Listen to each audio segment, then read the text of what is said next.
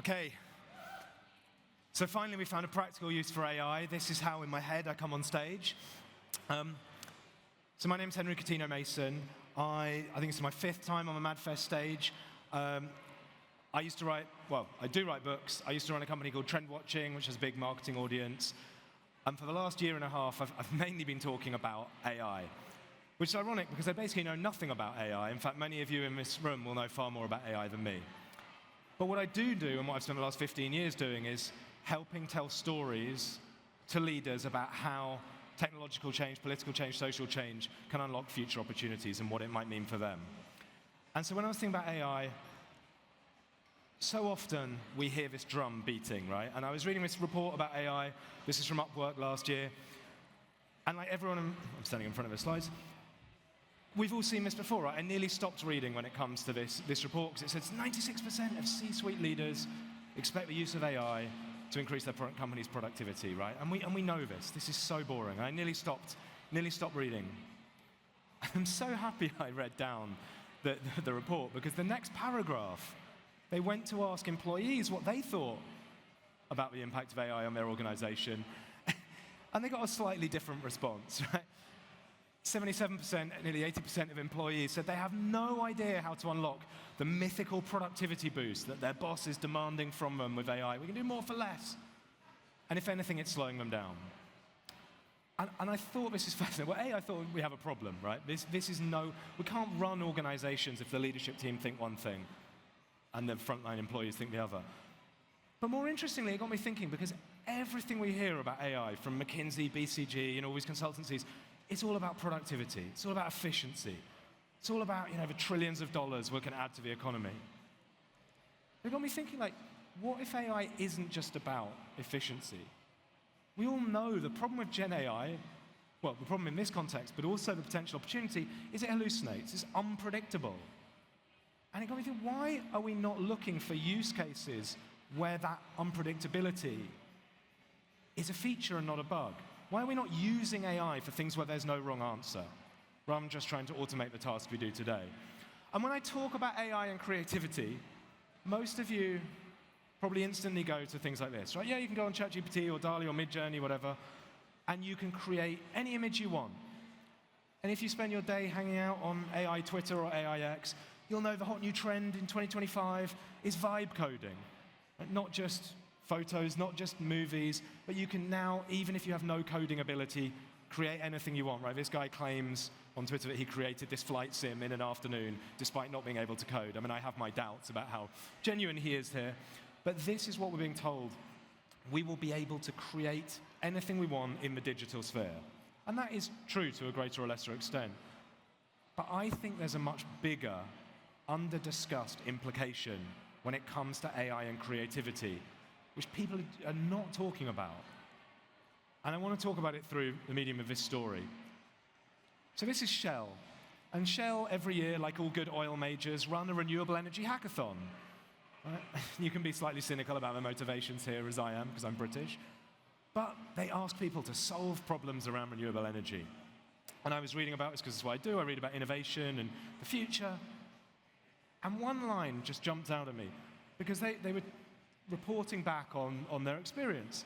And they said, over the last couple of years, they've seen an exponential increase in the number of submissions to their hackathons. This year, they had over 5,000 teams submit 9,500 potential solutions for this esoteric challenge they'd set around how to use agricultural waste as an energy resource.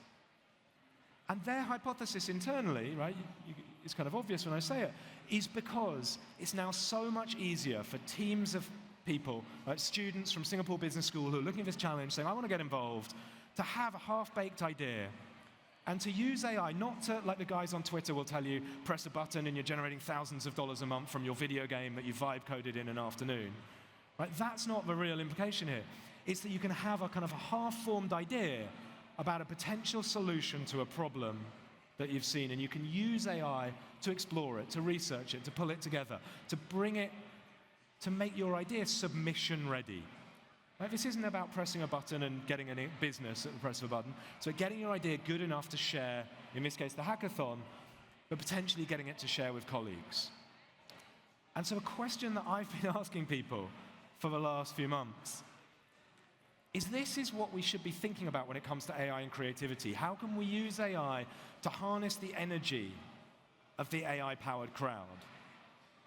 And now what I'm going to do is you've got a pen and paper, is we're going to demonstrate that together as a group in the next 5 or 6 minutes, okay? They always say never do a live tech demo on stage. I'm brave or stupid enough to not only do a live tech demo, I'm going to do a live tech demo where I have no idea what's coming next because you're going to create all of the content. So, I saw Lego speaking earlier this morning. They have no idea I'm doing this, by the way. I haven't asked, but I'm going to ask forgiveness, not permission, right? But I thought it would be fun. With a creative audience here at MadFest, as you can see on the slide behind me, I want you to draw the Lego set you wish existed. So everyone's got a pen and paper, right? My next slide, I'm going to keep talking for a second so your brain can think. On my next slide, I have a 60-second countdown timer. Okay, so I'm giving you 1 minute. So don't worry if you can't draw. I cannot draw very well, right? This is meant to be a house that generates its own power. This is one of the chapters in my book. So when I was playing around with it, I thought it'd be cool to have a house that could generate its own power. Okay, so what I want you to do, if you've got a pen and paper, is 60 seconds, draw the Lego set you wish existed. I can see some of you look terrified. Don't worry if you're a terrible drawer like me, because spoiler alert, we're going to use AI to do something cool with your drawings, okay? You might be able to guess where I'm going with this. So, everyone clear on what you're doing? Has everyone got a pen and paper? Anyone who hasn't got a pen and paper, raise your hand and we'll get one. Okay, right. 60 seconds and we've got a cheesy AI-generated song to keep us company when you're doing your drawings. Okay, over to you guys.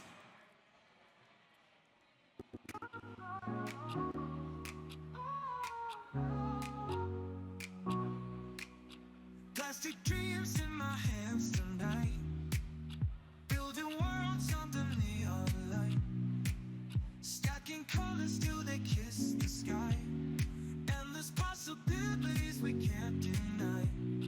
Brick by brick we shape the scene, futures glowing like a disco machine. AI sparks the imagination fire, Lego dreams take us higher and higher.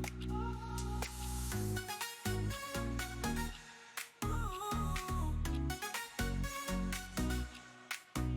Twist and turn, the pieces fit so right, endless patterns shining oh so bright. Creativity's a dance we can't resist. AI whispers, dream bigger than. Okay. So hopefully you're finished. If you're not, put the last few finishing touches to your drawing. Now this is where it gets fun, because this is where the magic happens, right? So, as you can see on the screen behind me, there's a giant QR code. So I'll do this with you. If you pull out your phone, and if you scan this QR code, it will take you to a little one-page website. And you'll see there's a box that says Activate Camera. Just tap on the box,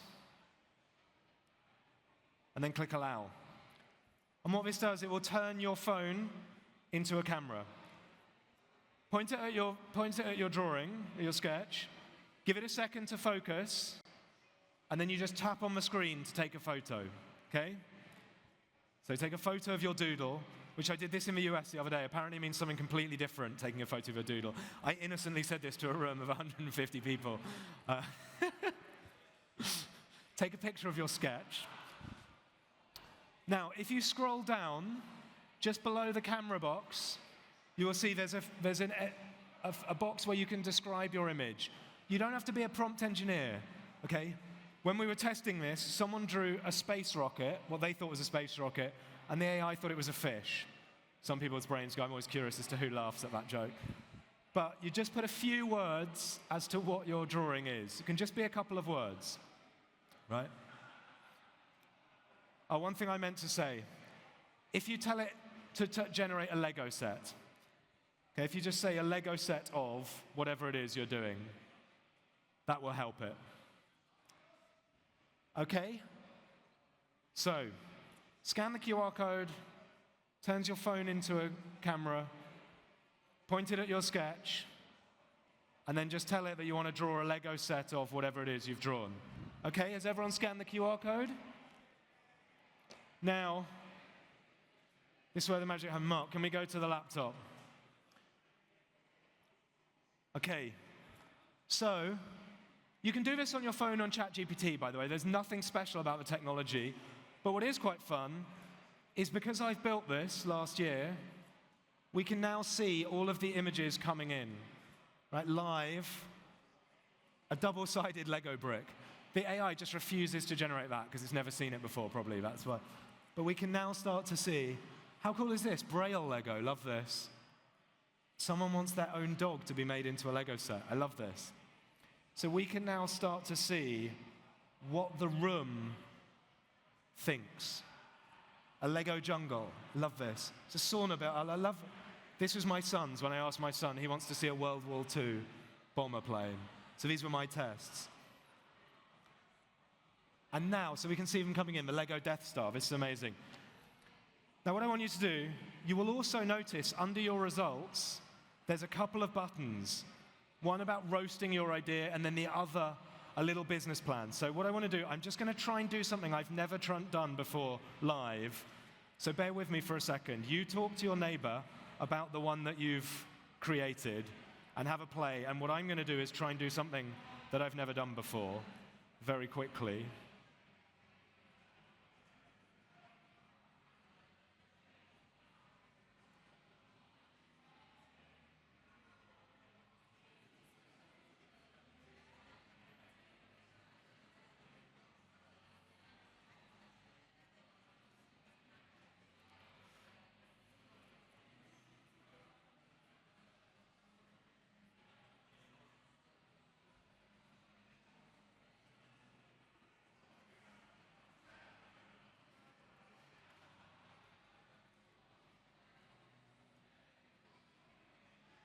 Okay, let's see if this works. I'm going to let that generate. Okay, Mark, can we go back to the main presentation, please? Okay, so, look, this was just a bit of fun. You guys are all from different businesses, different industries, so I just got you to draw a Lego set of the future, right? Because that was easy, you can all visualize it in a minute. Where I think this gets 100 times more interesting, right? I've given you a taste of what you can do from a sketch. When I go into companies and I do this, right? If I ask them, now we can ask your entire organization, what product could we make in the future, right? What product could we create next year and sell? You can start to do something really interesting, right? Because I've heard this time and time again. When I do it with a small group of people from one organization, people turn to their neighbor and they say, that wasn't quite what I meant, but actually the AI has taken it away, right? And this goes back to my point earlier. Like the AI hype boys on Twitter will have you imagine that you press a button and you get a finished product, right? And you're generating thousands of dollars of passive income and we're all out of a job. I think the reality is actually far more like normal, but far more interesting. Because what it's actually about is getting to a stage where it's good enough to share with your colleagues. Right? You, again, everyone in this room works in the marketing creative industries. You're probably okay sharing a napkin sketch, right? And maybe that's the culture of your organizations. But many of your clients, if you work in healthcare, if you work in law, if you work in real businesses, right, where people die, or healthcare, if stuff doesn't work, the culture of those organizations is one of perfection. People are often embarrassed to share their ideas.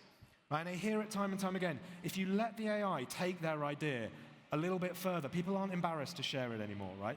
It starts a conversation. The other thing, of course, and you guys will know this, right? You can do amazing things with it. So I did this little sketch of a lucid dreaming kind of Matrix-style headband that I wanted to do. This was I was working with an electronics company, products they could create. And I can now take the text that gets dropped into, that you generate, that's in your results, the deep innovation go, and say, send me a campaign idea for this. And VO3 creates this little ad campaign, right? No one in this room is going to be out of a job because of these kind of campaigns, right? This is not amazing creative, but it shows people what's possible. This took me 5 minutes, right?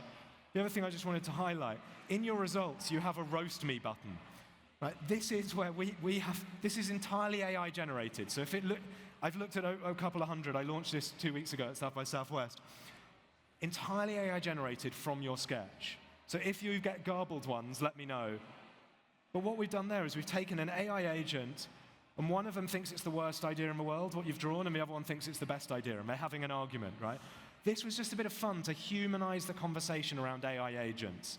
All we hear about AI agents is they're going to automate our roles, push us out of jobs. What if they can help us see the other side of the coin, right, and be creative? But the thing that I'm more excited about, again, in terms of going into organizations and helping them understand how they can unlock the creativity of their people, is this. So again, under your results, you've now got a button that is an AI-generated innovation feasibility study from your sketch. Right? And it's a little launch plan of these are the types of customers you could reach out. Right? Again, if you're a professional person who works in innovation, works in creativity, you will probably laugh at how simplistic that is. But it's not aimed at you. It's aimed at the person who is scared to share their ideas, right? Because they feel intimidated about being creative. And this is my point. I think AI will help us bring new voices into the conversation. It will help empower people who are scared to put their ideas forward and give them the confidence to do so. And the other thing that I'm really excited about, again, everything I've done, everything that you see on your phone, that's interesting, that's powerful for you as an individual. Where I think it gets really, really interesting is when we bring that together. Right? Because again, you're a disparate audience. This is MadFest, right? So everyone's from different companies, so I just picked Lego as a fun example. But what's really cool is when I do this with a company, if you do this with a whole company, imagine going to Unilever and asking everyone, draw the product that we should sell next year. You can ask 500 people to draw the product that they think they can sell. Everyone gets that data. And now, if this has worked, what I want to try and do, Mark, can we go back to the laptop? So while I was talking there, I uploaded all of the images that you've just created into Google Notebook LM and got it to create a podcast. Welcome. So let's see if this works. Oh. Into the deep dive. Today we're doing something Can everyone hear this? really fun. We're exploring dream future Lego sets. These were imagined by some seriously creative people over at Manifest. And we're not just talking building blocks here. These ideas, they're like a window into, creative thinking, what people really want to build. So, okay, let's unpack this. It's a fascinating collection. It really is. And what's so compelling, I think, is how these concepts, even the really whimsical ones, they reveal these underlying desires and, well, even trends. It's just this rich. And you can even interrupt. I'm not sure if this is going to work with my microphone. But anyway, if you've used Google Notebook LM, you will know. You can interrupt and talk to the podcast. Right, so if we go back to the presentation now. So that podcast was talking about the themes that you've just drawn, right? And that is where it gets really interesting. So in literally 6 or 7 minutes, we can now take insights from your napkin sketches and create however many hundreds of business plans, and you can take all those business plans and analyze them. What do my entire company think about whatever it is, right? 20% of my company are drawing stuff related to healthcare. 25% of them are drawing stuff related to whatever, renewable energy, right? This is where we can do the work that used to take an agency weeks and hundreds of thousands of dollars in literally minutes in a room like we've just run around, and make it fun and make it interesting. Okay, so that's all from me. Thank you so much for having me. I hope you enjoyed that glimpse of it. My final slide is a QR code. If you want to get access to all of the images that you created, my PowerPoint presentation, the podcast, all of that stuff, scan that QR code, and it takes you to a Dropbox link, and then you can get access to all of the content that we co-created together. But thank you so much for having me. It's been a pleasure sharing this with you. Thank you.